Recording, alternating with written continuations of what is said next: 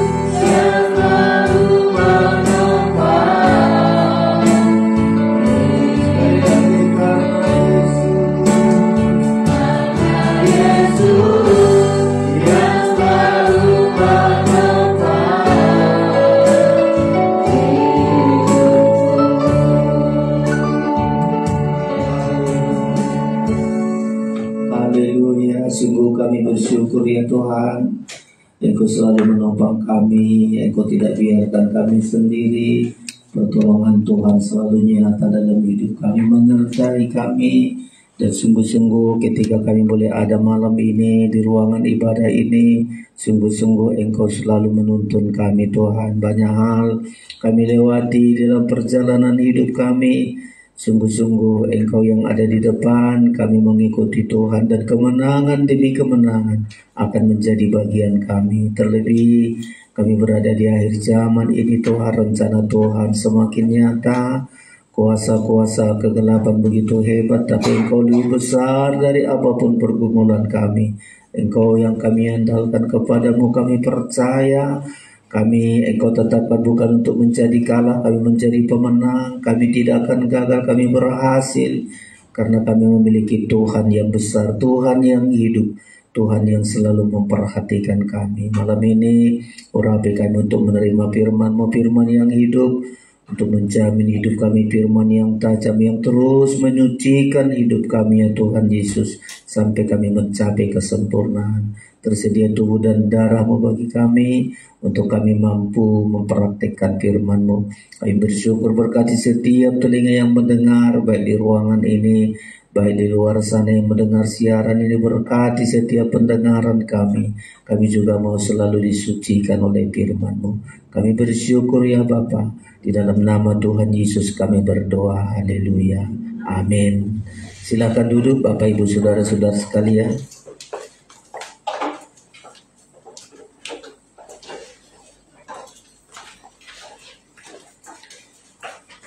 Haleluya. Dengan rasa penuh syukur buat segala anugerah Tuhan bagi kita bisa ada Bapak Ibu Saudara-saudara malam ini, perhatian dan pertolongan Tuhan bagi kita, sehingga kita bisa hadir terutama di ibadah penggembalaan, 3 ibadah pokok dalam penggembalaan yang selalu kita tekuni. Malam ini adalah ibadah pendalaman Alkitab. Di dalamnya kita bisa makin dalam mengenal Tuhan, mengenal kasih Tuhan, sampai juga kita menerima tubuh dan darah Kristus. Sebelum menyampaikan firman Allah, kami sampaikan salam sejahtera bagi kita semua. Salam. Iya, Tuhan memberkati kita saudara-saudara sekalian. Setelah beberapa hari yang lalu kita belajar, kita tidak menjadi lemah, tidak menjadi putus asa. Ya, di kebaktian kita minggu kebaktian doa kemarin, kita ditentukan oleh Tuhan saudara-saudara berhasil secara jasmani dan juga berhasil secara rohani. Kita imani dan kita berjuang, kita percayai kita berhasil. Jangan percayai saudara gagal. Ya, kita percaya kita diberikan oleh Tuhan keberhasilan baik secara jasmani, terlebih juga secara rohani. Ciri-ciri berhasil dalam keberhasilan secara jasmani adalah ketika kita tidak lagi menjadi hamba uang, saudara-saudara, tetapi kita bisa mencukupkan diri kita dari berkat-berkat yang Tuhan berikan kepada kita. Pasti cukup kalau kita tidak menjadi hamba uang. Pasti Tuhan cukupkan dari berkat-berkat. Dan setelah itu kita juga berhasil dalam ibadah kita, saudara-saudara. Apa itu ciri-ciri keberhasilan dalam ibadah? Ketika kita bisa mempersembahkan tubuh kita yang hidup, yang kudus, yang berkenan kepada Allah, bisa beribadah dengan kekudusan, saudara-saudara. Ya, ibadah kita juga tanda ibadah yang berhasil, saudara-saudara, mengalami keobahan. Terus menerus kita mengalami keobahan. Manusia batiniah kita ini terus diubah dari hari ke hari. Dan terakhir, ibadah kita, saudara-saudara, bisa menguasai diri kita menurut iman kita. Ya, jangan memikirkan perkara-perkara yang lebih tinggi, menguasai diri kita dengan iman. Dan kita percaya keberhasilan itu menjadi bagian kita, saudara-saudara sekalian. Berjuang kita terus sampai kita mencapai keberhasilan. Karena orang berhasil yang duduk di tahta kemuliaan itu, yang berhasil yang duduk bersama dengan Tuhan. Sampai di ayat bilang, siapa mereka ini? Mereka keluar dari kesusahan, itu berarti berhasil mereka, menang mereka mengatasi segala perkara di dunia ini. Nah, tema kita hari ini, Kristus membawa kita di jalan kemenangannya. Ya, jadi membawa kemenangan itu bukan dari diri kita. Kristus yang membawa kita. Kita ikuti, saudara-saudara. Ya, Kristus di depan, kita ngikuti.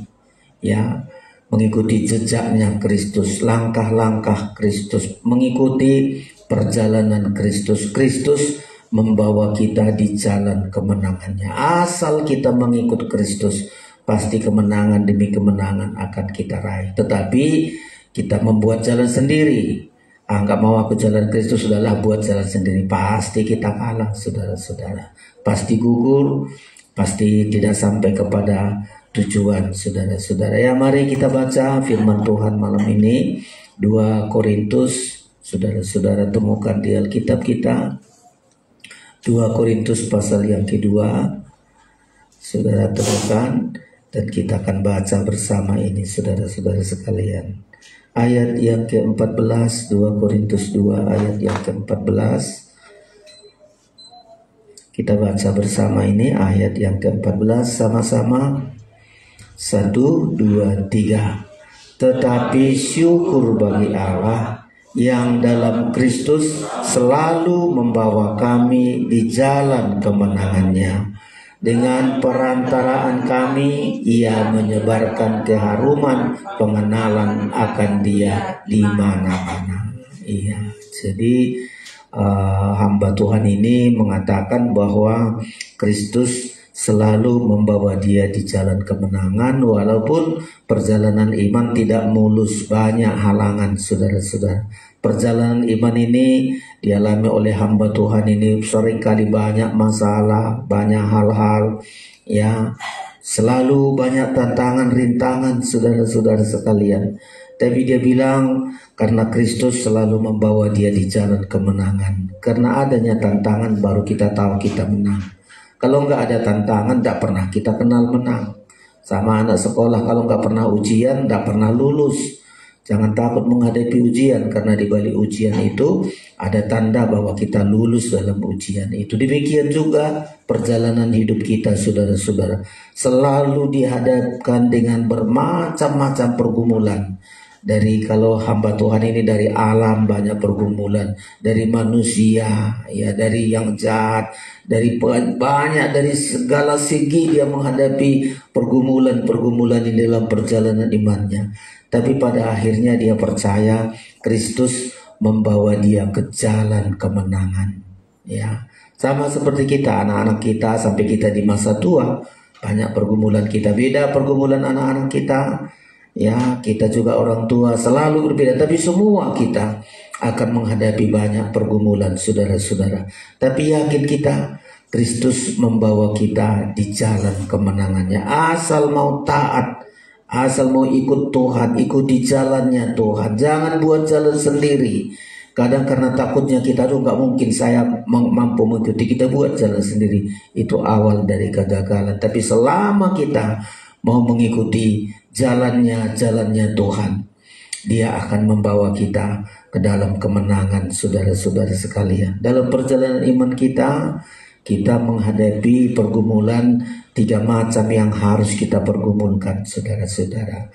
Hidup ini tidak hanya bergumul tentang makan, ya, tentang punya perkara dunia. Bukan itu pergumulan kita yang paling berat, saudara-saudara.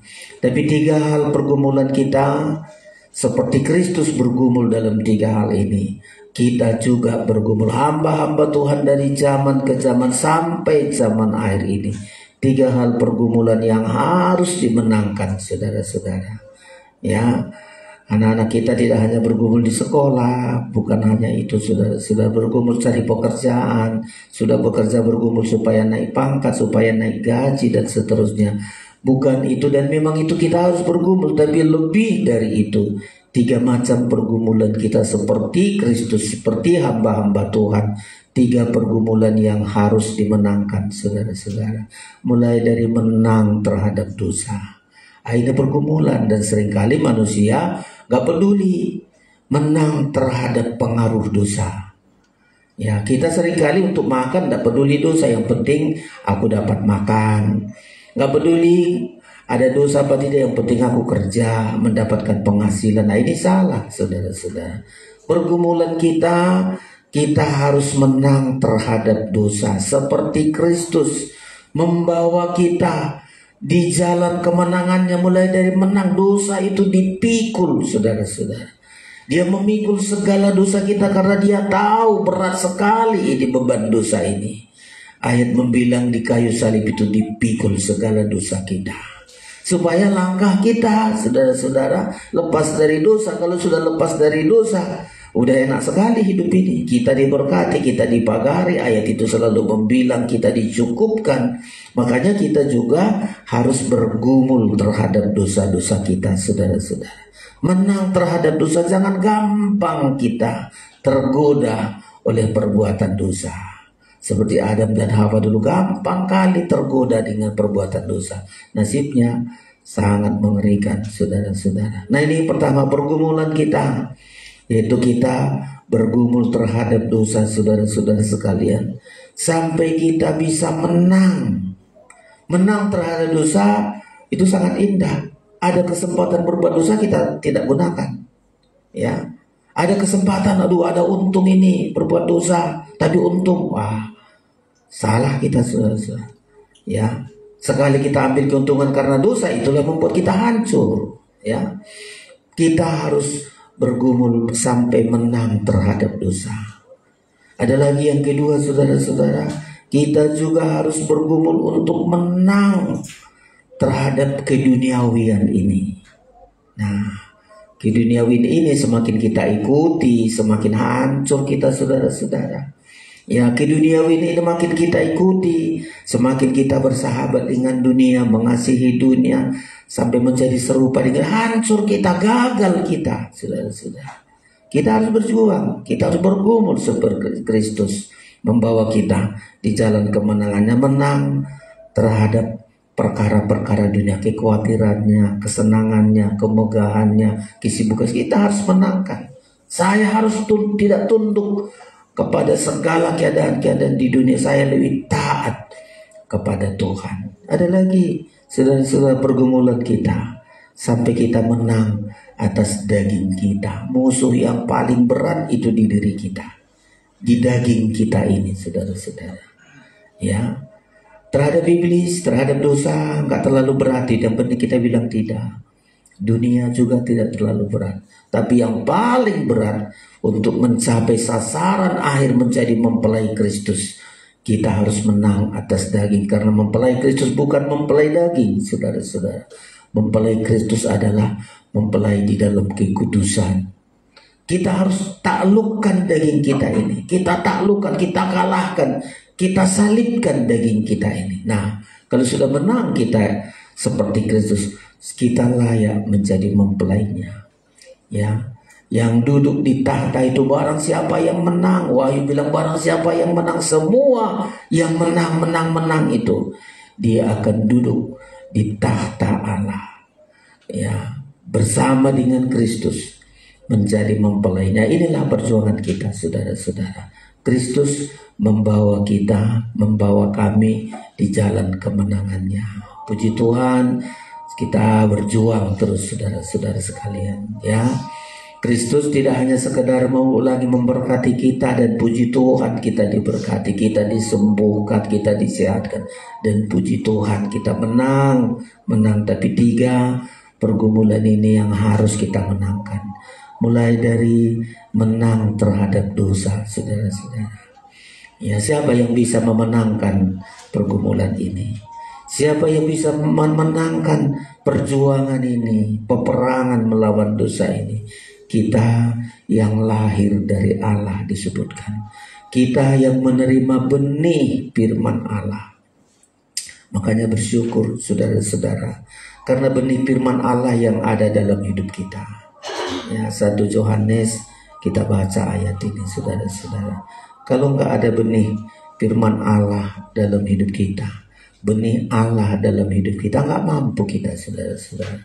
Ya, 1 Yohanes pasal yang ketiga, ya, ayat yang ke-8 mulai, ya, ayat 9, ya. Kita baca, saudara-saudara, temukan di Alkitab kita akan baca ayat ini. Ya, 1 Yohanes pasal yang ketiga ayat 9. Setiap orang yang lahir dari Allah.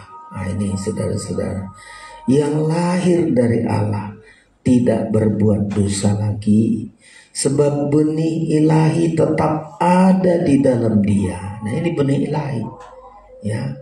Benih ilahi sudah berbeda kita dengan orang-orang sana. Kita punya benih ilahi, kita lahir dari Allah, ya. Setiap orang yang lahir dari Allah tidak berbuat dosa lagi, sebab benih ilahi ada di dalam dia, dan ia tidak dapat berbuat dosa karena ia lahir dari Allah. Jadi mulai dari kelahiran kita. Nanti semua ini saudara-saudara, menang kita terhadap dosa, terhadap dunia, terhadap itu ditentukan apa benar-benar kita memiliki benih ilahi. Benar-benar kita lahir sebagai anak-anak Allah. Kalau sudah lahir kita sebagai anak-anak Allah, ayat ini membilang saudara-saudara tidak dapat berbuat dosa lagi.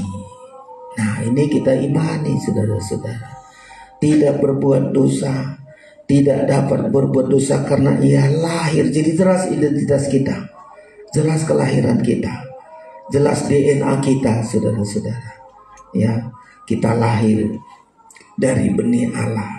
Nah kalau secara jasmani mesti jelas kita saudara-saudara kelahiran kita. Jadi jangan diringankan ini. Orang-orang yang terus berbuat dosa, berkecimpung dalam dosa, sudah menjadi Kristen sejak dari kandungan, mungkin sejak lahir terus, tapi selalu berbuat dosa. Satu dosa aja nggak bisa ditolak.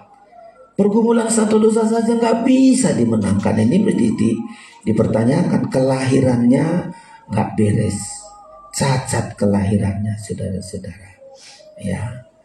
Lalu kita mesti bilang itu, ya, lahir dari benih Allah. Benih Allah itu ada 3 saudara-saudara, ada 3 benih firman, benih Roh Kudus, dan benih kasih Allah. Kristus itu lahir dari benih itu, benih firman, benih Roh Kudus, benih kasih Allah. Itu Kristus, dan dia membawa kita karena memiliki benih yang sama, ya. Kita ada firman, kita ada Roh Tuhan, dan kita ada kasih dari Tuhan. Kita mampu saudara-saudara. Nah kita mampu karena kita menerima benih ini saudara-saudara.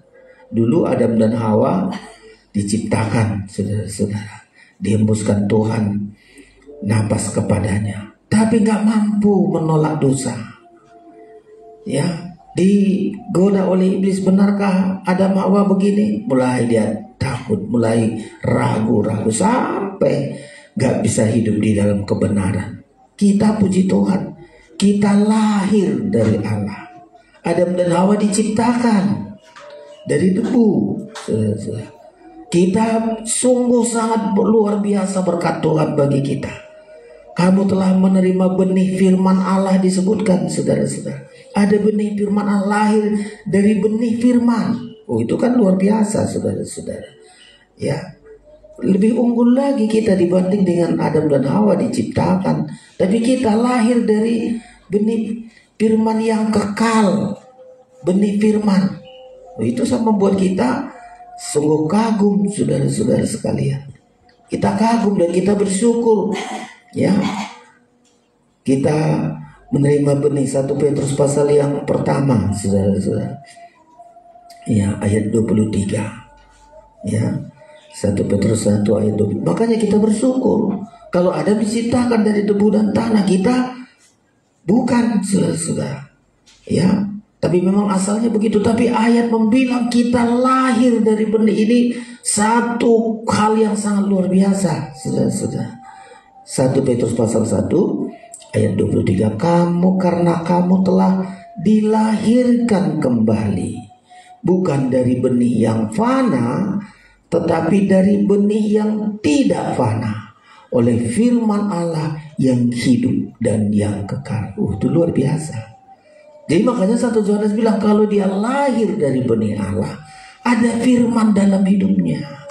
Dia sudah dilahirkan kembali oleh firman. Hidupnya sangat istimewa, hidupnya sangat berharga, hidupnya sangat mulia. Karena gak hanya kita pikir mulia hidup kita, makanya kita berkecimpung dalam dosa, ya.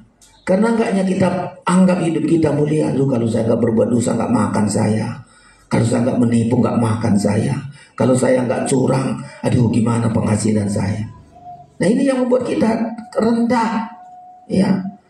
Kita menganggap rendah nilai hidup kita. Tapi kalau kita anggap nilai hidup kita sangat tinggi, karena kita dilahirkan dari benih firman Allah, itu kan nilainya sangat tinggi, saudara. Bukan membuat kita sombong, tapi nggak gampang kita jatuh dalam dosa. Ya, kita juga dilahirkan dari roh. Ya, Nikodemus, apa yang dilahirkan dari daging adalah, tapi apa yang dilahirkan dari roh. Kita dilahirkan, dia dibaptiskan dalam baptisan Roh Kudus. Ya, kita lahir kembali dalam Roh Kudus. Sudah ada firman, kita baptisan Roh Kudus lagi. Ya, saudara-saudara yang sudah penuhkan Roh itu sangat indah sekali, saudara-saudara. Ya, kita bagaikan harta lebih mahal dari harta di dunia ini di pemandangan Tuhan. Kita berharga dan kita mulia, makanya jangan gampang jatuh dalam dosa. Jangan gampang untuk berbuat dosa, karena kita lihat nilai hidup kita sangat berharga. Nilai hidup kita sangat mulia, saudara-saudara. Kita lahir baptisan Roh Kudus. Ya, si Nikodemus kalau nggak lahir dari roh nggak bisa melihat kerajaan Allah. Berarti ada benih Roh Kudus, saudara-saudara, ya. Yohanes pasal yang keempat. Ini berlaku nanti, menang dari dunia juga begitu. Menang dari daging ini tergantung kelahiran kita, saudara-saudara. Kalau kelahiran kita beres, ya, lahir kembali kita beres, waduh pasti kita mengalami kemenangan ini, saudara-saudara, ya. Yohanes pasal yang ketiga. Ya. Demikian saya baca ini ayat yang ke-6. Yohanes 3 ayat yang ke-6. Apa yang dilahirkan dari daging adalah daging, dan apa yang dilahirkan dari roh adalah roh. Jangan engkau heran karena aku berkata kepadamu, kamu harus dilahirkan kembali. Ayat yang ketiga. Yesus menjawab katanya, aku berkata kepadamu, sesungguhnya jika seorang tidak dilahirkan kembali, ia tidak dapat melihat kerajaan Allah. Jadi ada benih Roh Kudus, ada benih firman, ada benih Roh Kudus dalam hidup kita, ada benih kasih Allah dalam hidup kita. 1 Yohanes selalu diulang-ulangi itu, ya, ada kasih Allah dalam hidup kita. Barang siapa yang mengasihi, dia lahir dari kasih Allah. 3 benih ini, saudara-saudara, ya, mulai dari benih firman, benih roh, dan benih kasih Allah. Tapi hati-hati, saudara-saudara, kayak Adam dan Hawa dulu. Kalau nggak bergumul sampai menang terhadap dosa, akibatnya fatal sekali. Akibatnya sangat mengerikan sekali. Nah, kita sudah tidak sekedar seperti Adam dulu ciptakan dari debu, kita dilahirkan kembali. Ada benih dalam hidup kita. Ya, kita sangat istimewa. Ya, tapi kalau kita juga nggak menang bergumul terhadap dosa, kalau berani bilang pergumulanmu terhadap dosa belum sampai mencucurkan darah. Ya, begitu hebatnya bergumul dalam dosa. Tapi Kristus sampai menumpahkan darahnya, mencurahkan darahnya untuk bergumul, menang terhadap dosa, memikul dosa kita. Nah, kita sekarang, saudara-saudara, kita harus menang terhadap dosa ini. Kalau tidak, akibatnya hilang kemuliaan. Tadi sangat mulia, kita sangat percaya karena kita ada benih ini, kita mulia, saudara-saudara. Ya.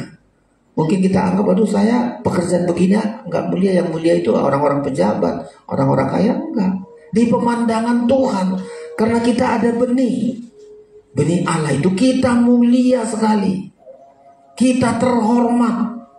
Ya, kita mulia. Tapi ketika kita tidak menang terhadap dosa, dalam pergumulan dalam dosa ini kita kalah, akibatnya manusia hilang kemuliaan.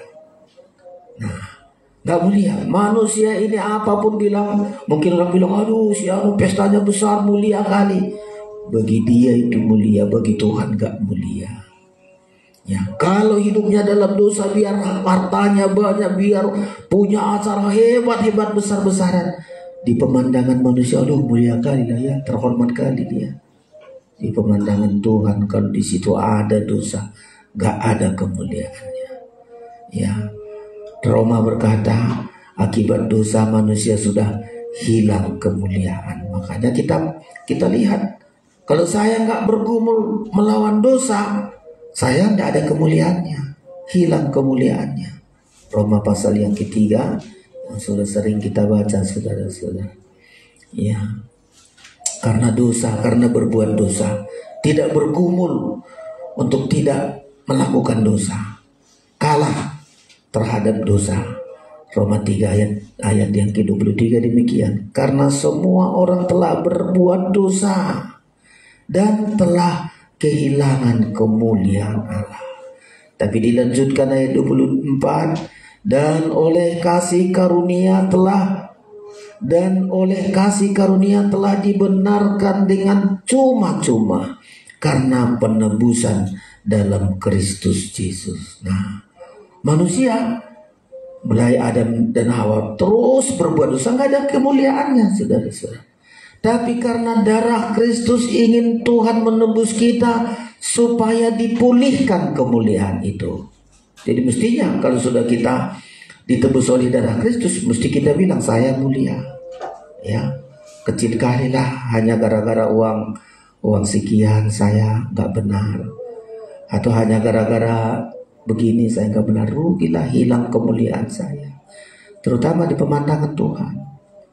Ya, tapi kalau kita terus berjuang, saudara-saudara, kemuliaan itu akan nyata dalam hidup kita. Apalagi yang hilang kalau manusia tidak berjuang menang terhadap dosa, hilang damai sejahtera. Coba ketika Adam dan Hawa ya memakan buah yang sudah Tuhan katakan jangan kau makan, ketika kau makan nanti matilah engkau. Tapi dia melawan. Ketika Tuhan datang dia kehilangan damai sejahtera. Ya makanya kenapa orang sulit sekali datang kepada, karena dosanya. Dia ajak ke gereja, ayo ke gereja. Aduh enggak. Kenapa? Karena hidupnya dikuasai dosa, hidupnya enggak mulia. Takut dia, saudara-saudara. Coba di kitab Kejadian kita lihat. Tadinya ketika datang Tuhan, senang mereka. Mereka memuji Tuhan, mereka senang setiap Tuhan hadir. Tapi ketika sudah jatuh tidak menang terhadap dosa, ketika Tuhan Allah datang dalam Taman Eden, manusia ini takut. Kenapa kamu takut? Inilah kehilangan dari sejahtera, saudara-saudara. Coba kita berbuat dosa sedikit aja, hilang dari sejahtera kita. Ya, demikian kita lihat ini, saudara-saudara. Kitab Kejadian pasal yang ketiga. Ya, takut, ya bersembunyi, kehilangan damai sejahtera, saudara-saudara. Ya, ayat Kejadian pasal yang ketiga, ayat yang ke-8. Jadi saudara, kalau kita nggak menang terhadap dosa, itu nggak mulia hidup kita, nggak sejahtera. Saya baca begini, Kejadian pasal 3 ayat yang ke-8 demikian. Ketika mereka, ini Adam dan Hawa, ketika Adam dan Hawa mendengar bunyi langkah Tuhan Allah yang berjalan-jalan dalam taman itu pada waktu hari sejuk, bersembunyilah manusia dan istrinya itu terhadap Tuhan Allah di antara pohon-pohonan dalam taman Allah. Ya, lalu ditanya lagi. Tetapi Tuhan Allah memanggil manusia itu dan berfirman kepadanya, "Di manakah engkau?"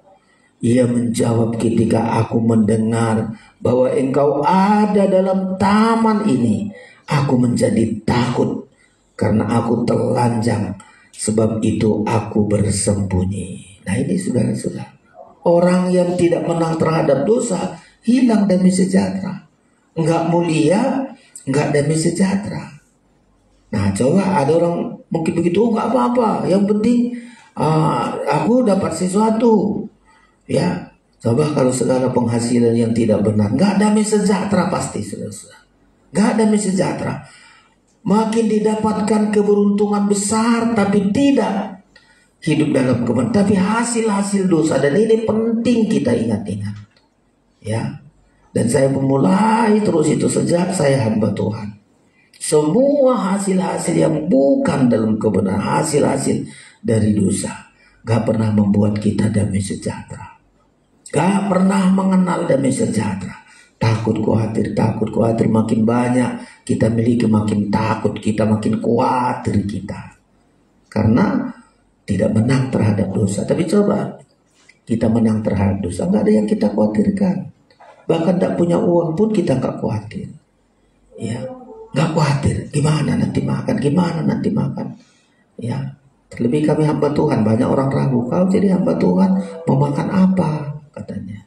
Ya, mau makan apa kau jadi hamba Tuhan? Tetap juga makan, saudara-saudara. Ya, saya melihat hamba Tuhan dari jemaat hanya 2 orang makan juga, saudara-saudara. Makan juga. Ya, bahkan ada hamba Tuhan, gak ada pelayan, gak ada jemaatnya, mereka sekeluarga saja. Makan juga. Sekolah anaknya, sekolah juga. Coba. Ya, banyak ada gereja besar, gereja makan juga. Bahkan kebanyakan makan jadi sakit. Ya. Jadi gak usah kita pikirkan, aduh gimana. Yang penting kita hidup menang terhadap dosa. Menang terhadap dusta pasti dipelihara, pasti saya ulang-ulangi seringkali. Makanya Tuhan sampai mati untuk menghancurkan dosa itu, sampai mati supaya dosa itu gak berkuasa. Coba, berarti penting sekali menang terhadap saudara. Kalau masih terus berkecimpung dalam dosa, aduh, gak damai sejahtera. Ya, hilang damai sejahtera. Ya, makanya kita harus berjuang, saudara-saudara, menang terhadap dosa. Karena benih ilahi, ada firman, ada roh Tuhan, ada kasih Allah. Menang terhadap, tidak berbuat dosa. Ya, sampai kita, kalau toh kita jatuh berbuat dosa, minta ampun. Jangan dosa sengaja dia berbuat dosa. Ya, kadang-kadang kita terperangkap. Nah, ini yang disebut kadang-kadang terperangkap kita. Ya, tapi ini saudara-saudara, kalau dalam pergumulan dalam hidup ini tidak menang terhadap dosa, mulai hilang kemuliaan, gak mulia lagi. Yang kedua, hilang damai sejahtera. Apalagi di kejadian kehilangan berkat. Ya, setelah Adam dan Hawa jatuh terhadap dosa, Tuhan bilang dengan peluhmu lah engkau baru bisa makan. Ya, harus berpeluh, harus mati-matian kerja. Itu pun kalau kau kerja duri yang tumbuh. Tuhan tidak pernah menanam duri. Tapi karena manusia itu berbuat dosa, tumbuhlah duri, saudara-saudara. Duri yang menyakiti dirinya, duri yang membuat sakit. Kenapa? Karena dosa. Sebelumnya nggak pernah di Taman Eden, tidak pernah Tuhan tanam duri. Ya, tapi ketika manusia berbuat dosa, ya, coba kita Kejadian, maka dari jerih lelahmu bersusah-susah, tapi yang ditumbuhkan duri. Nah, inilah seringkali hasil kerja kita duri. Coba, kita kerja mati-matian tapi menyakitkan diri kita, menyusahkan kita, menyengsarakan kita. Itulah kalau berbuat dosa, saudara-saudara. Makanya jangan dianggap enteng, dianggap nggak apa-apa. Si Anu pun begitunya berdosanya. Jangan, saudara-saudara. Kita beda, kita anak-anak Tuhan, lahir dari Allah. Coba di pasal selanjutnya, ya, karena engkau berbuat demikian. Coba saudara-saudara, ya, ayat yang ke-16 kitab Kejadian pasal 3. Nah, tadi jadi Taman Eden, waduh senang, Tuhan datang lengkap semua.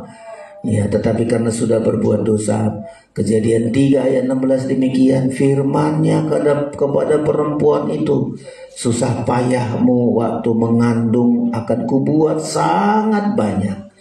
Dengan kesakitan engkau akan melahirkan anakmu. Namun engkau akan berahi kepada suamimu dan dia akan berkuasa atasmu. 17. Lalu firman-Nya kepada manusia itu, karena engkau mendengarkan perkataan istrimu dan memakan dari buah pohon yang telah kuperintahkan kepadamu, jangan makan daripadanya, maka terkutuklah tanah itu karena engkau. Dengan bersusah payah engkau akan mencari rezekimu dari tanah seumur hidupmu.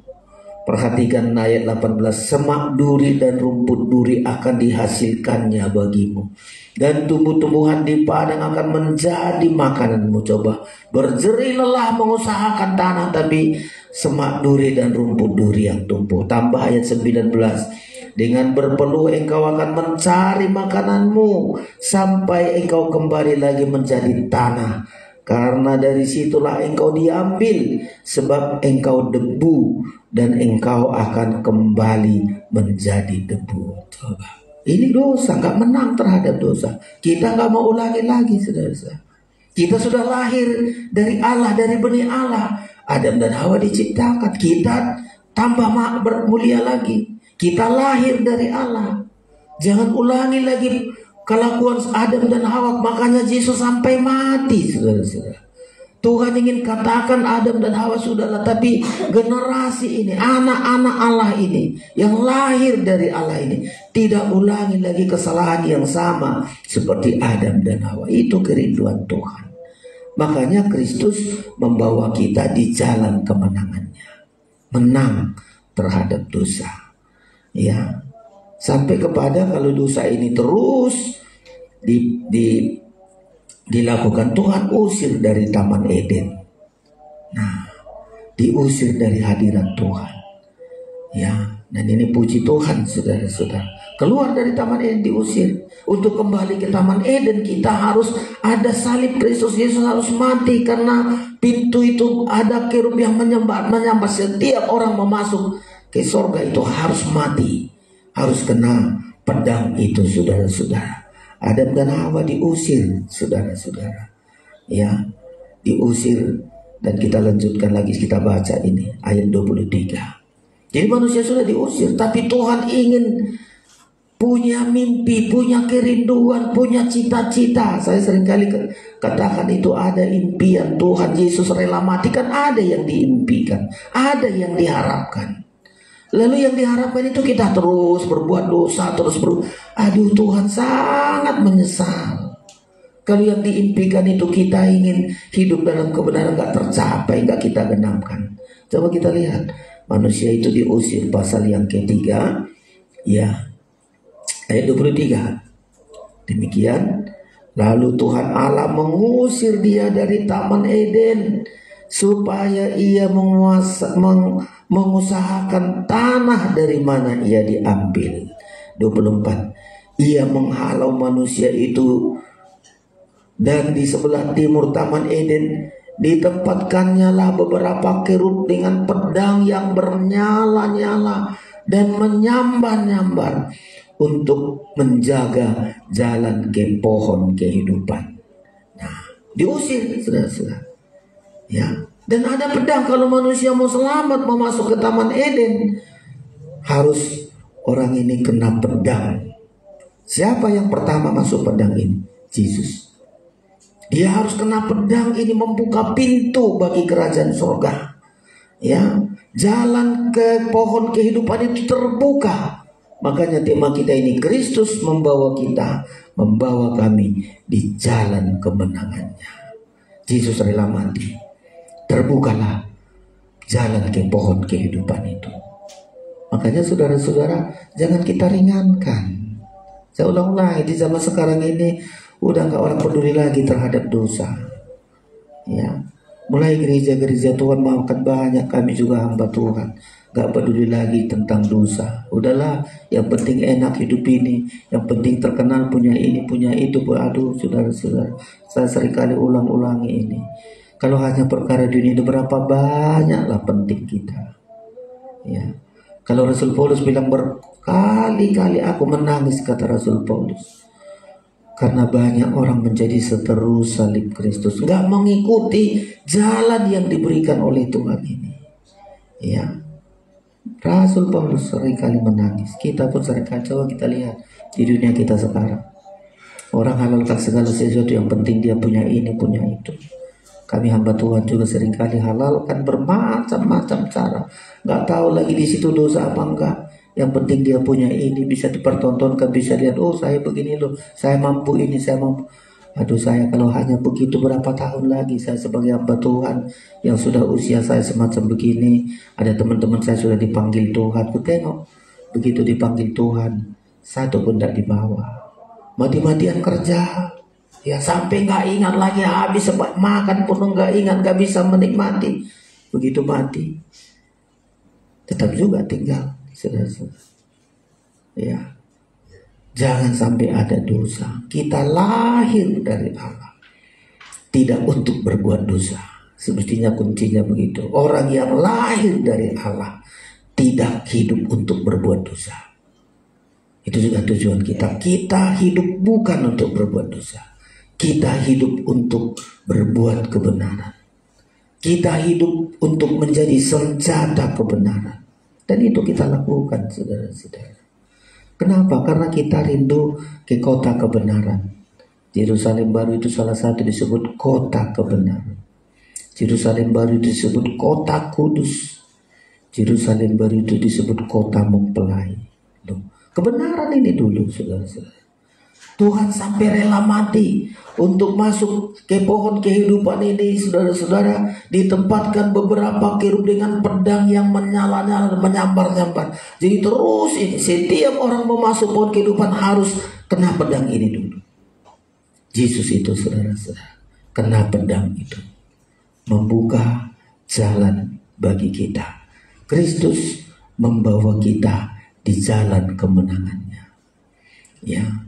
Karena kita, saudara-saudara, menang terhadap dosa. Karena kita lahir dari Allah.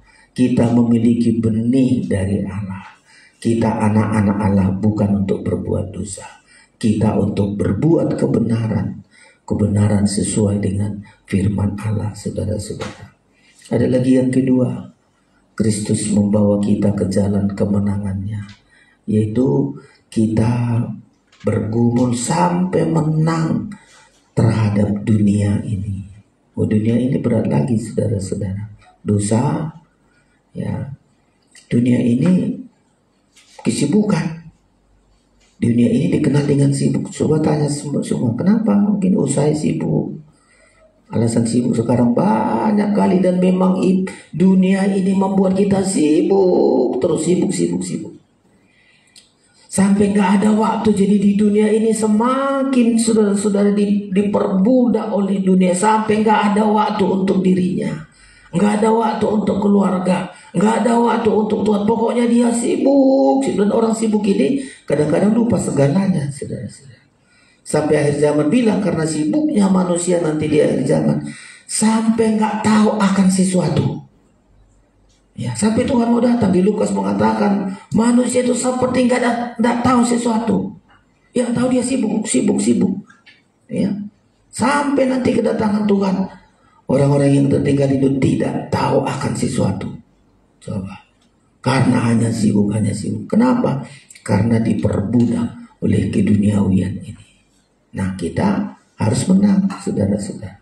Kita harus mengalahkan dunia ini. Mengalahkan kesibukannya, mengalahkan kekhawatirannya, mengalahkan kemegahannya, mengalahkan. Nah, ini dunia ini banyak kali ditawarkan kepada kita. Ya, tapi Kristus membawa kita di jalan kemenangannya, menang terhadap dunia. Seringkali Tuhan mengatakan, aku sudah menang terhadap dunia. Kalau terhadap dosa, terhadap iblis sudah menang, Tuhan sudah menang. Ya, hai maut, di mana sengatmu? Maut sudah dikalahkan oleh darah Kristus, oleh Kristus. Tapi kita harus menang. Jadi tahap pertama, menang kita terhadap dosa, saudara-saudara. Ya, kalau menang kita terhadap dosa, kita masuk di pelataran tabernakel, menang terhadap dosa. Daerah kebenaran di situ, saudara-saudara. Tapi Kristus membawa kita di jalan kemenangannya untuk menang terhadap dunia ini. Segala pengaruhnya, saudara-saudara, kesenangannya, kekhawatirannya, kesibukannya itu di dunia ini, saudara-saudara. Tapi Tuhan berkata, siapa yang menang terhadap dunia? Sama, coba kita baca, saudara-saudara, supaya harapan ini karena Tuhan segera akan datang, kita tidak menanti Tuhan, sekedar menanti Tuhan, tidak ada yang harus kita perjuangkan, tapi kita harus berjuang. Menantikan Tuhan ini, kita harus ditandai dengan kemenangan-kemenangan, saudara-saudara. Sehingga penantian kita tidak penantian yang percuma, tapi penantian yang pasti, saudara-saudara ya. 1 Yohanes pasal yang kelima. Ya, menang terhadap dunia, mengalahkan dunia. Dia ayat Injil mengatakan, Yesus bilang, aku telah mengalahkan dunia. Tapi 1 Yohanes pasal 5 kita baca ayat 4. Demikian ayat 4. Sebab semua yang lahir dari Allah mengalahkan dunia. Ya, tadi yang lahir dari Allah tidak hidup untuk berbuat dosa, tapi tidak berbuat dosa. Sekarang yang lahir dari Allah mengalahkan dunia. Dan inilah kemenangan yang mengalahkan dunia, iman kita. Jadi jelas kelahiran kita, saudara-saudara. Ya, lahir dari Allah, pasti kita mengalahkan dunia ini. Gimana cara mengalahkan dunia? Ya, mulai kadang-kadang bisa kita katakan kesibukan berhenti dulu. Aku nggak mau diperintah kesibukan dunia. Aku berikan waktuku sama Tuhan. Menang kita terhadap waktu kita. Kalau enggak, waktu kita terus disita. Coba kalau kita mau berdoa, jangan selalu berdoa, baca Alkitab saja. Kadang ada niat kita, selesai masa aku baca dulu satu pasal. Sudah kita niatkan Alkitab kita, sudah kita letakkan. Selesai masa air minum ini nanti, aku baca Alkitab. Masa air minum, datang lagi, oh kotor lagi piringmu. Ah iya piring. Ini Alkitab kita ini nanti sampai gak bisa kita baca, saudara-saudara. Hebatnya dunia ini memperbudak kita. Coba kita perhatikan, hebatnya dunia ini memperbudak kita. Ya, kita letakkan sudah Alkitab kita, doa penanti jam sekian. Atau sudah kita buatkan seperti di kamar kita taruh ini nanti setelah ini aku mau jumpai Tuhan dulu berdoa. Ya sudah kita siapkan, nanti selesai ini saya berdoa. Terus selesai satu datang lagi. Dan sudah kita atur nanti di sini saya berlutut, saya berdoa. Selalu dihalangi. Itulah hebatnya dunia ini, memperbudak kita. Ya, itu secara pribadi. Coba kalau kita ke gereja kita. Aduh, jam berapa kita ke gereja? Jam 7. Ya. Kita bilang udahlah jam 6 saya mesti siap-siap mau ke gereja. Mau jam 6 ada lagi, aduh tanggung kali kata ini. Tanggung kali. Udah setengah 7. Masih tanggung dikit lagi, belum selesai mandi airnya, terlambat. Kenapa ini? Dunia itu begitu hebat memperbudak kita. Tidak mengizinkan kita untuk berjumpa sama Tuhan. Tidak mengizinkan kita untuk datang kepada Tuhan. Terus memperbudak sampai kita, saudara-saudara, hanya menjadi budaknya dunia. Tapi katakan, saya lahir dari Allah, saya anak Tuhan. Bilang sama dunia ini, saya anak Tuhan. Aku hidup bukan dari dunia ini, aku dari Tuhan. Selama kita pikirnya dunia ini, aduh kalau saya begini, nggak makan saya nggak. Itulah kita pikir karena dunia ini kita andalan kita. Tapi kalau Tuhan andalan kita, bisa kita berhenti dulu, tutup. Aku mau datang sama Tuhanku, aku anak Tuhan. Aku lahir sebagai anak-anak Allah. Karena Tuhan yang menjamin hidupku. Bukan kesibukan ini, bukan harta, bukan kerja itu. Pasti kita dibela Tuhan, saudara-saudara. Kita yang ragu kadang-kadang. Ya, karena yakin kita kata orang gak jatuh beras dari langit. Memang gak jatuh beras, tapi lebih dari itu Tuhan berikan dari langit. Lebih dari itu Tuhan kasih kepada kita. Ya, tapi kita terus masih diperbudak dunia ini, dikalahkan oleh dunia ini. 3 macam ibadah aja amat berat bagi kita. Ya. Tapi coba kita praktekkan saudara-saudara. Kristus membawa kita di jalan kemenangannya. Sampai menang kita terhadap dunia ini. Mulai kesibukan dulu, kesibukan dunia ini. Ya, kesibukan dunia. Dan memang hebat kali dunia ini saudara-saudara. Ya, hebat kali. Kayaknya asal mau ke gereja kita banyak kali lah halangannya saudara-saudara. Kalau nggak ke gereja kita nggak terlalu sibuk. Coba kalau hari-hari Rabu, hari Jumat, hari Minggu, aduh, kadang-kadang di kampung aja heran kalau sudah hari Minggu, aduh disitulah keluar mau menyuci lah, pergi ke sana, pergi ke situ. Kalau kita di apa kita ini kalau sudah hari Minggu, aduh banyak kali lah saudara-saudara. Ya, coba. Sampai nggak ada waktu untuk Tuhan. Kalau ada pun waktu sisa-sisa. Ya kalau ada waktu nanti ke gereja, kalau enggak. Sisa-sisa. Coba, masa kita kasih yang sisa-sisa sama Tuhan? Seharusnya yang utama, yang spesial, yang sulung kita kasih sama Tuhan. Sudahlah kalau hari begini saya harus kasih yang utama sama Tuhan. Ya. Kalau di kampung hebat saudara-saudara, ini di kampung Paromen itu di Sitabongan sana jam 4 kebaktian saudara-saudara. Bahkan banyak di kampung-kampung jam 4 PA Biston itu jam 4. Orang-orang masih kerja, orang-orang pengajar ini sudah pulang. Jam 4, jam 6 selesai. Karena di belakang nanti sudah ribut. Ada peliharaan di belakang. Kalau pendetanya khotbah sampai jam 8, kasihanlah saudara-saudara. Jadi ketika kami di kampung, kebetulan teman saya disuruh, karena kami ke situ, suruh teman. Ada teman suruh berkhotbah. Sudah dibilangin Pak Gembala, abang pendeta, kita nanti ibadah jam 4, tapi selesai jam 6 ya. Oh, katanya iya. Teman kami ini karena sornya dirasa merjamita saudara-saudara. Waduh, sudah dipanjang-panjangkan sampai mestinya doa udah jadi dipersingkat oleh gembala. Karena sidang jemaat jam 6 sudah ada lagi nanti peliharaannya, apalah di situ saudara. Tapi betul-betul kasih waktu sama Tuhan. Jam 4 pada pulang semua. Ya. Jam 4 bukan jam 4 pulang, jam 4 sudah di gereja. Sebelum jam 4 udah ke gereja. Jam 12 udah siap-siap pulang ke rumah, mandi dan seterusnya. Coba, apa makin miskin? Enggak, saudara-saudara. Kita di kota ini berat. Ya, berat karena kita nggak mau menang terhadap dunia. Ya, kita harus saudara-saudara menang terhadap dunia karena kita lahir dari Allah. Kita anak-anak Tuhan. Jadi jawabannya begitu. Saya nggak melakukan dosa, saya nggak berbuat dosa karena saya anak-anak Tuhan. Saya lahir dari Allah. Saya mulia, saya berharga, anak Allah, anak-anak Allah mulia. Nah, saya juga nggak diperbudak dunia. Jawab karena saya lahir dari Allah. Saya anak-anak Allah.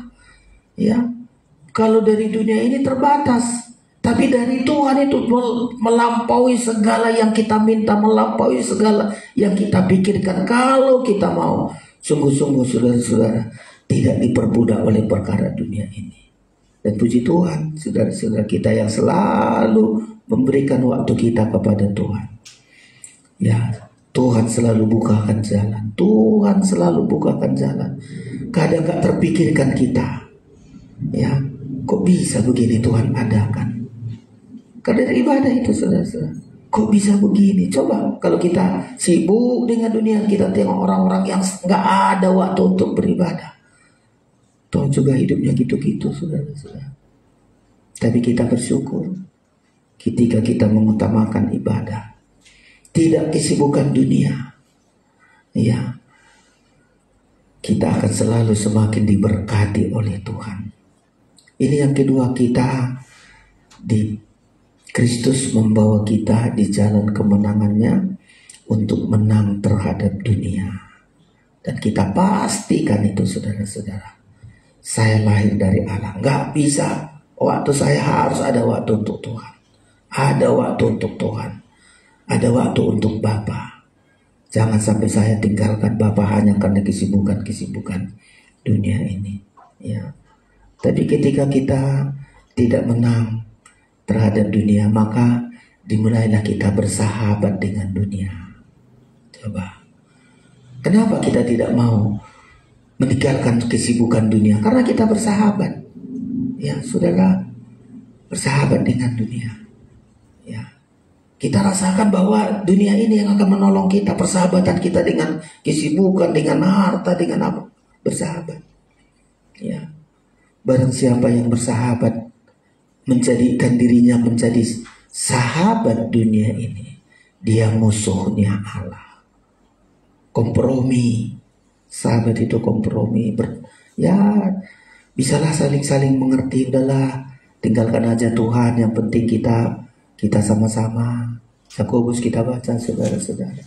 Jadi kita menang dulu. Kita harus pastikan, kalau saya anak Tuhan, saya lahir dari Allah.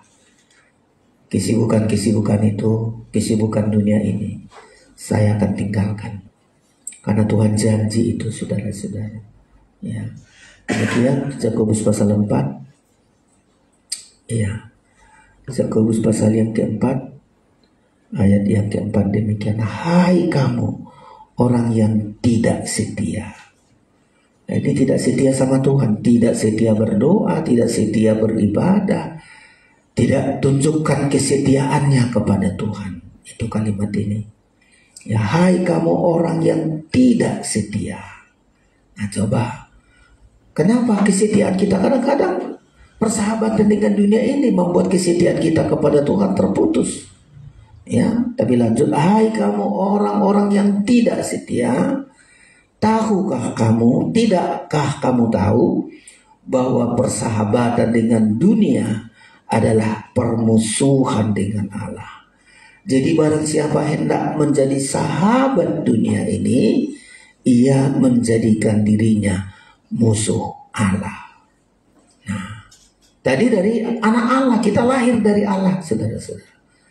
Kita lahir dari Allah, tapi kita bersahabat dengan dunia, tidak setia sama Tuhan, tidak setia datang kepada Tuhan dalam doa, dalam ibadah, dalam pelayanan, karena perkara dunia, karena sibuk-sibuk dunia ini, kesibukan dunia ini.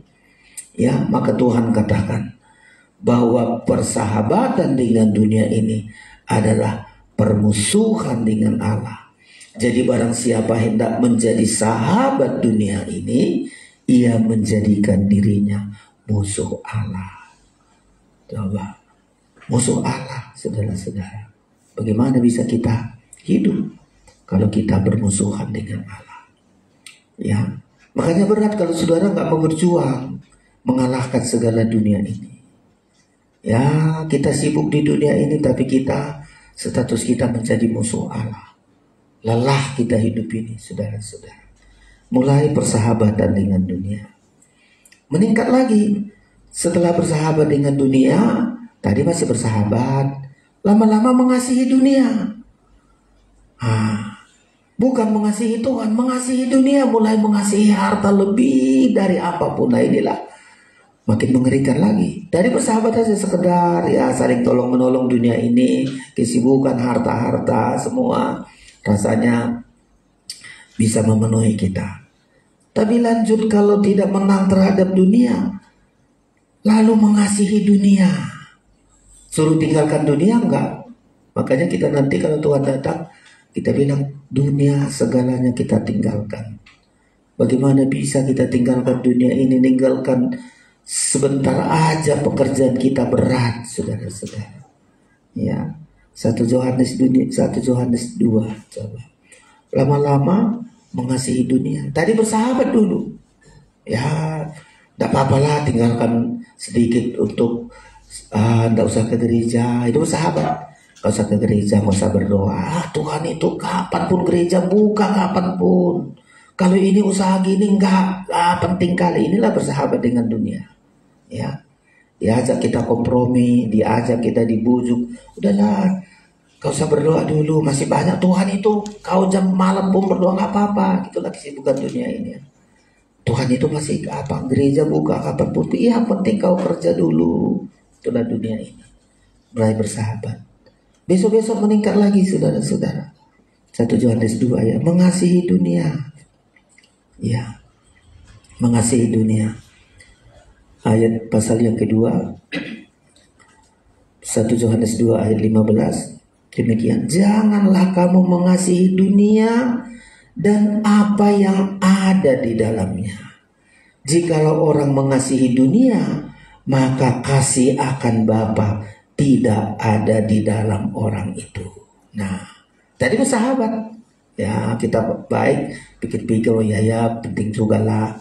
Ada orang bilang gereja buka terus di mana-mana, kalau pekerjaan nggak buka selamanya. Ayolah kerja, nggak ingat sama Tuhan. Setelah bekerja mendapat meningkat lagi. Tadi bersahabat, sekarang mengasihi. Berat rasanya untuk lepaskan. Aduh, aku kalau lepaskan ini diancam pula. Kalau kau ke gereja, ya putuslah. Ya, kan banyak orang gitu. Kau kalau ke gereja berhenti dari pekerjaan ini, diancam lagi, saudara-saudara. Lalu kita mengasihi, terus mengasihi dunia, nggak rasanya mau lepaskan. Ini paling berat lagi, kayak Lot dengan keluarganya, mengasihi dunia sampai binasa.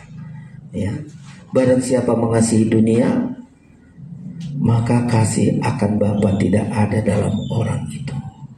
Ya, ini makin meningkat lagi. Makanya dunia ini harus kita kalahkan, saudara-saudara.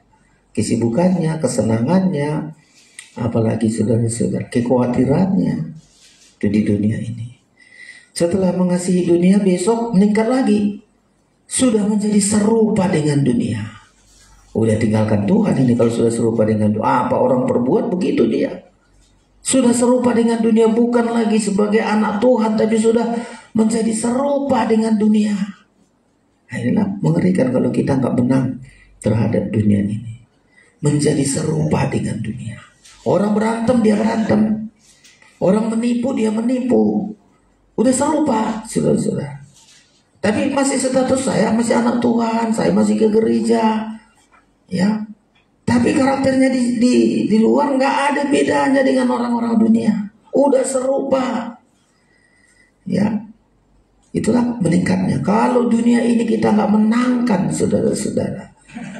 Kalau kita tidak menang terhadap dunia ini, mengerikan sekali. Ya, mulai dari bersahabat dulu, meningkat. Ini kayak Lot itu sama-sama begitu. Lot mula-mula di pinggir Sodom Gomora dulu, membangun kemahnya di pinggir-pinggir Sodom Gomora.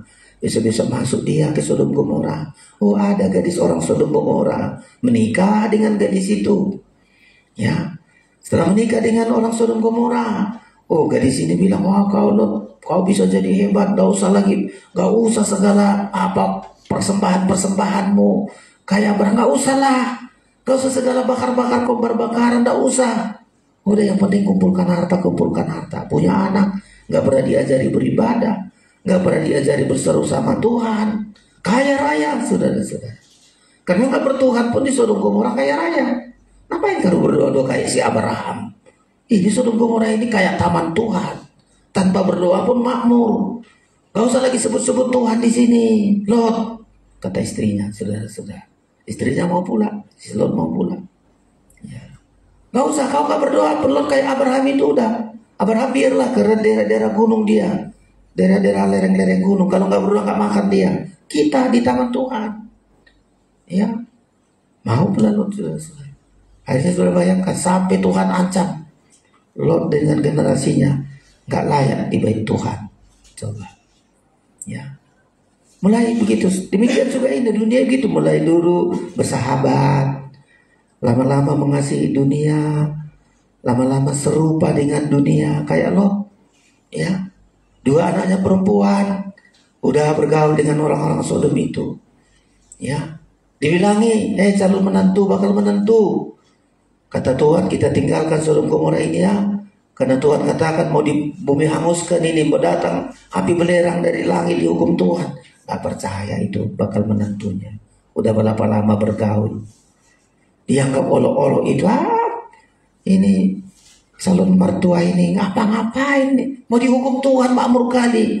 Ini Sodom Gomora gak mungkin lah, gak sampai hati Tuhan menghukum hebat kali ini Sodom Gomora. Gak yakin. Ya, tinggalkan itu bakal mantunya. 2 anak-anaknya ini sudah diajari dengan ajaran oleh bakal mantunya tadi. Diajari dengan yang gak benar. Hancurlah, saudara-saudara. Ya, Persahabatan dengan dunia persis seperti begitu.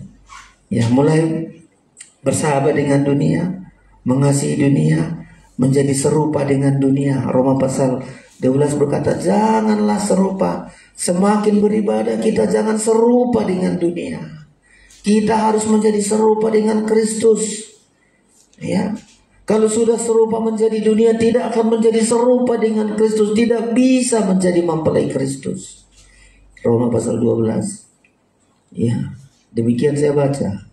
Setelah beribadah tadi di ayat 1 saja sampai ayat 2 ya, kita baca dari atas itu supaya jelas. Roma 12 ayat 1. Karena itu saudara-saudara, demi kemurahan Allah, aku menasihatkan kamu supaya kamu mempersembahkan tubuhmu sebagai persembahan yang hidup, yang kudus, dan yang berkenan kepada Allah. Itu adalah ibadahmu yang sejati. Perhatikan, janganlah kamu menjadi serupa dengan dunia ini dan selanjutnya.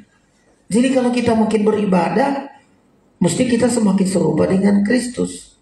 Makanya dibilang jangan menjadi serupa dengan dunia. Tapi gak bisa dibatasi kalau dia terus bersahabat dengan dunia, mengasihi dunia. Pasti ke depan walaupun beribadah, dia akan tetap serupa dengan dunia. Bahkan pelayanan semua ibadahnya serupa dengan dunia. Kalau di dunia menari-menari, kalau di dunia bagaimana pertunjukan di dunia, persis begitu. Ya, orang sudah beribadahnya meniru dunia. Nah, inilah kita hindari, kita di pengajaran jangan. Loh, kalau di dunia begini, penyanyi harus kita ikuti supaya orang tertarik. Mengerikan sekali, sudah. Kita mesti keluar dari itu, jangan serupa kita. Kita walaupun diejek orang, aduh orang di pengajaran ya gitu-gitu, gak banyak kali aksinya, gak banyak kali macam-macamnya. Ya pola kerajaan sorga, saudara-saudara. Ya unik sekali pola kerajaan sorga. Di pengajaran inilah kita ibadah kita pola kerajaan sorga, bukan pola dunia. Dan kita tekuni. Saudara mungkin aduh gak puas saya, mestinya daging saya puas. Kalau di gereja situ puas daging saya, lompat-lompat, tertawa-tertawa, senang-senang, guyon-guyon di situ. Coba kita enggak, ya, karena kita mau perkara rohani, bukan kesenangan-kesenangan daging. Jadi itu saudara-saudara, Kristus membawa kita ke jalan kemenangannya sampai kita menang terhadap dunia. Kalau tidak menang terhadap dunia, mulai bersahabat dengan dunia, mengasihi dunia, serupa dengan dunia. Terakhir, menjadi manusia duniawi. Ya, 2 Korintus, menjadi manusia duniawi. Ini menjadi manusia duniawi, aduh, berat ini saudara-saudara. Ke gereja, tapi bukan manusia rohani, manusia duniawi. Inilah yang banyak menarik orang, saudara-saudara, menarik para pendeta-pendeta, cara-cara duniawi semua. Oh, ini mengerikan kali, saudara-saudara. Hamba Tuhan pun tidak berani menolak. Gak usah begitu, nanti kalau apalagi mengusulkan itu orang kaya, coba kita disuruhkan, ayo nanti om di gereja kita begini, om yang aku yang ngasih dana, wah bikin begini.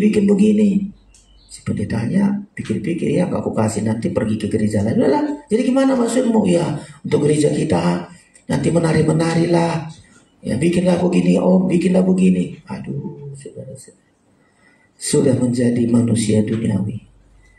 Kalau kita berdoa, saya pun karena kedatangan Tuhan, persiapan mempelai itu sudah semakin mau nyata, saudara-saudara. Wujud mempelai itu sudah semakin nyata. Loh, kalau kita nggak wujudkan, kita tertinggal, saudara-saudara. 2 Korintus 2. Ya, manusia duniawi ini nggak mengerti yang dari roh Allah, saudara-saudara. Ya, nggak mengerti apa yang dari Tuhan, karena bagi dia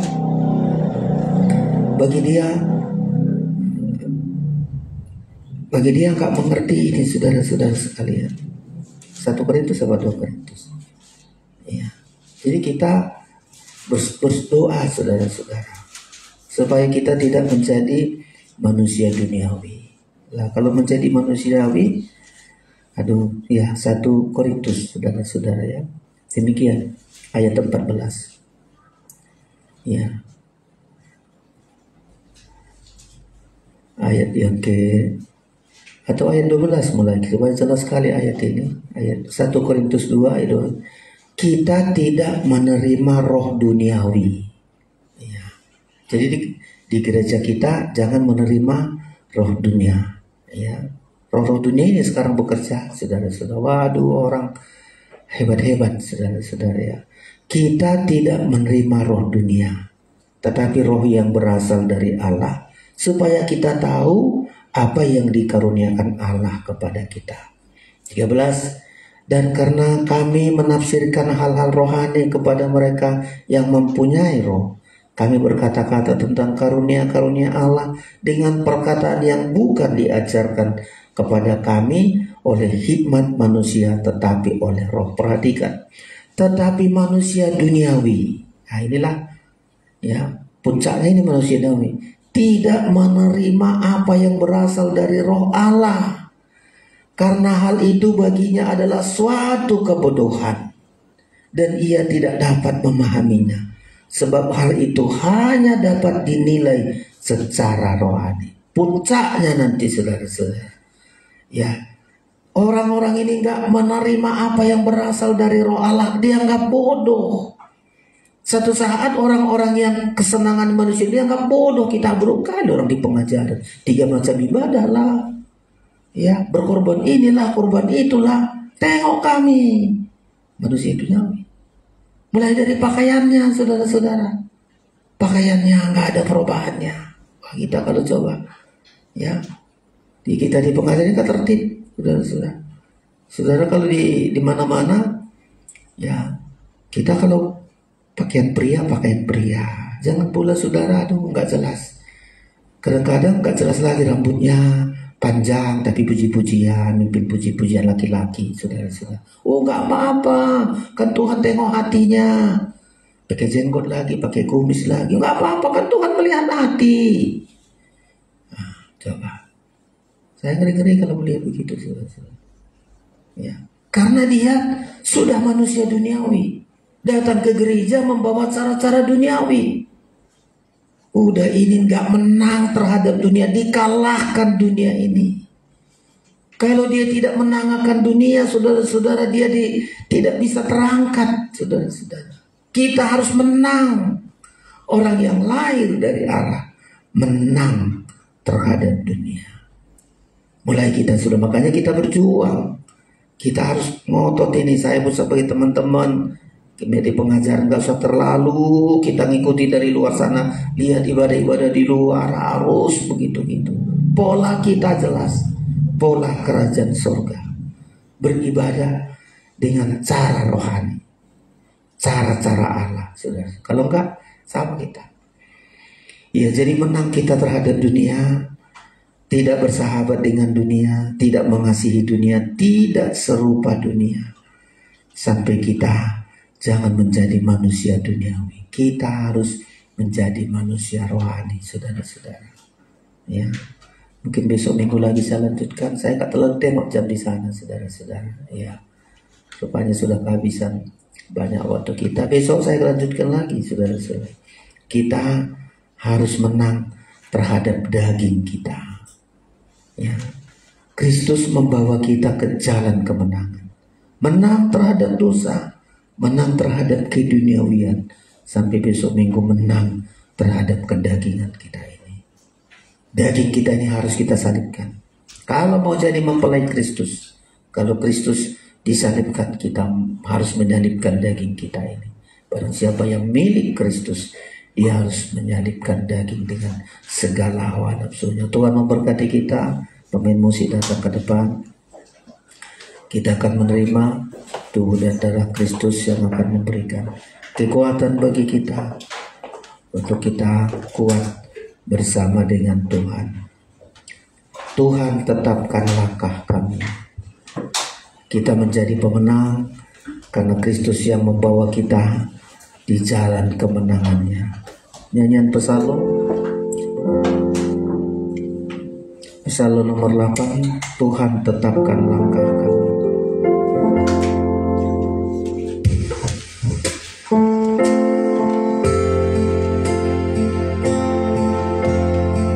Bangkit berdiri.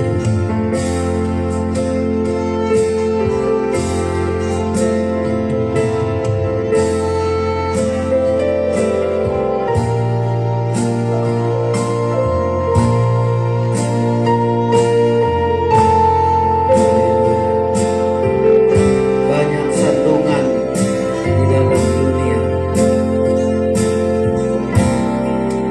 Banyak sandungan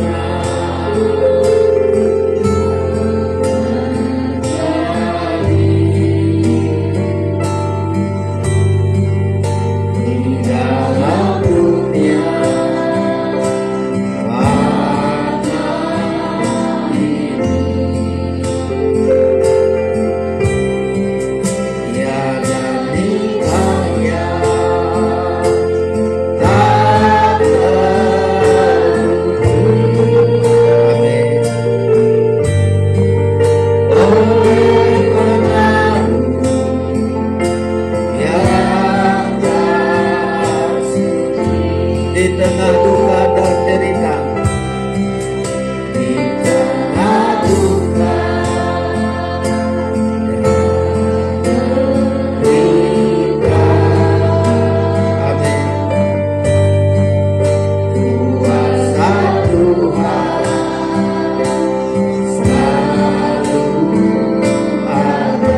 Lewat firman yang dinyatakan, lewat firman yang dinyatakan,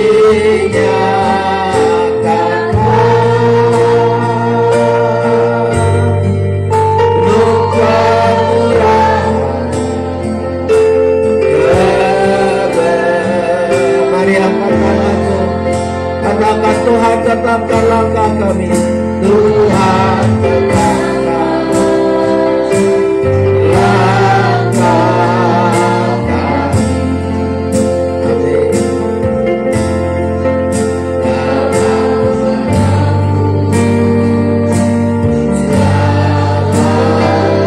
Suci,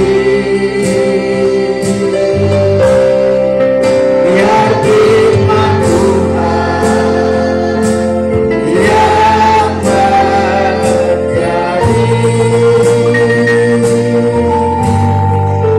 wujud yang nyata dalam. Sekali lagi, Tuhan tetapkan langkah kami. Tuhan tetapkan. Amin.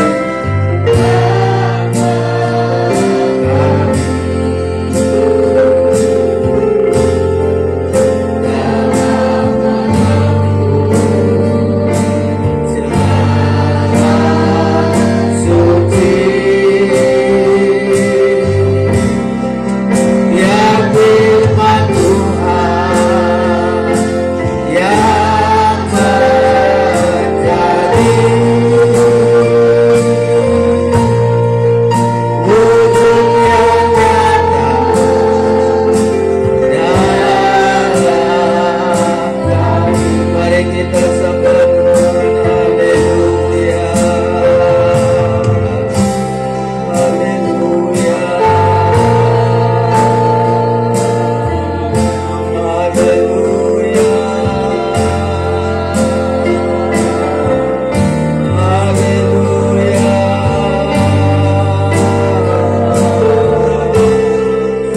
Engkau membawa kami di jalan kemenangan, ya Tuhan.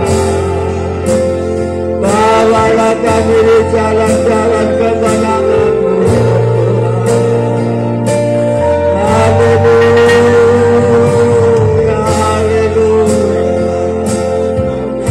Kami tidak kalah, Tuhan. Kami menjadi pemenang-pemenang. Kami bukan orang-orang gagal, kami orang-orang berhasil bersama Tuhan.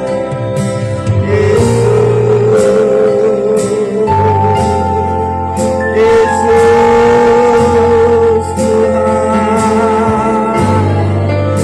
kami anak-anak Tuhan lahir dari benih ilahi. Kami anak-anak Allah sangat mulia, sangat berharga. Haleluya, kami anak-anak Allah bukan untuk berbuat dosa, bukan diperbuat dipermudah oleh dunia ini kami anak-anak. Haleluya, haleluya, haleluya. Terima kasih Tuhan, terima kasih. Bawalah kami di jalan kemenangan-Mu ya Tuhan. Jangan kami menjadi kalah. Tuhan, Engkau sudah membuat kami dengan pengorbanan-Mu Tuhan. Engkau sudah membuat kami menjadi milik-Mu, anak-anak Allah yang hidup, anak-anak Tuhan yang dipelihara Tuhan. Hidup kami mulia berharga. Kami tidak hidup untuk berbuat dosa, tidak untuk diperbudak dunia ini. Dunia ini adalah tempat kami sementara. Dunia ini tempat kami hanya singkat saja. Dari dunia ini kami melayani, Kau mempersiapkan diri kami. Kami bersyukur ya Tuhan. Terima kasih buat firman-Mu. Tersedia tubuh dan darah-Mu bagi kami. Berkati pelayan perjamuan kudus kami yang menerima perjamuan kudus ini, mendapat kekuatan sampai kami benar-benar menang seperti Engkau menang ya Tuhan. Kami sambut perjamuan kudus ini dengan iman percaya kami dalam nama Yesus. Kami berdoa, haleluya, amin, haleluya. Kita terima perjamuan kudus, kemuliaan yang abadi di dalam nikahnya. Kita terima perjamuan kudus dengan iman percaya kemuliaan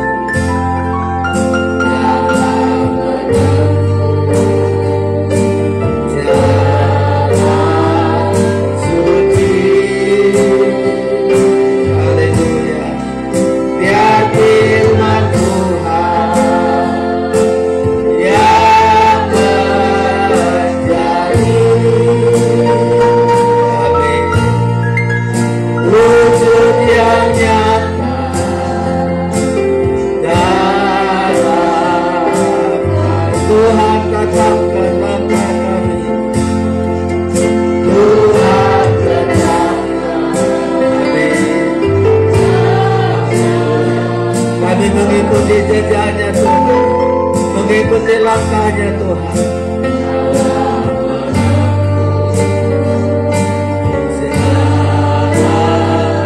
Suci, mari semua bangkit berdiri.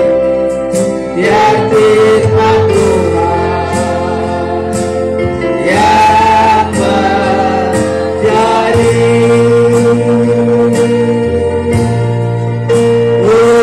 yang nyata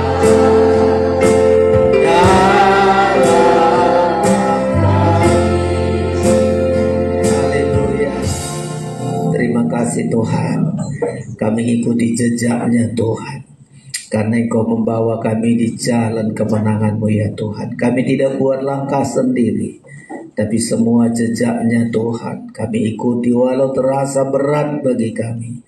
Tapi kami harus berjuang sampai kami menang terhadap dosa, menang terhadap dunia, sampai kami serupa dengan Engkau ya Tuhan.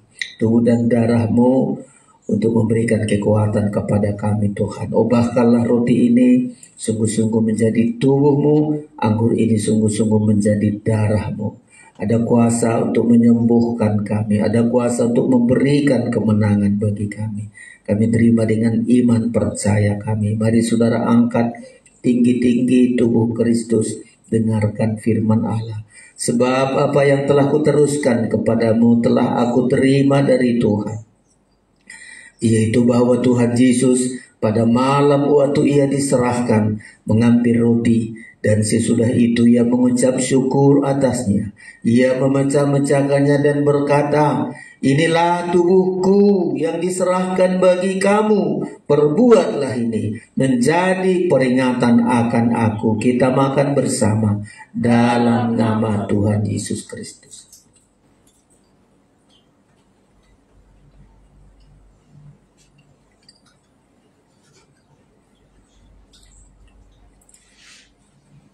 Mari saudara angkat darah Kristus, darah perjanjian ini dimeteraikan dengan darahnya. Dengarkan firman Allah. Demikian juga ia mengambil cawan sesudah makan lalu berkata, "Cawan ini adalah perjanjian baru yang dimeteraikan oleh darahku. Perbuatlah ini setiap kali kamu meminumnya menjadi peringatan akan aku. Sebab setiap kali kamu makan roti ini dan minum cawan ini, kamu memberitakan kematian Tuhan sampai ia datang." Kita minum bersama dalam nama Tuhan Yesus Kristus. Darah Yesus hidupkan kita.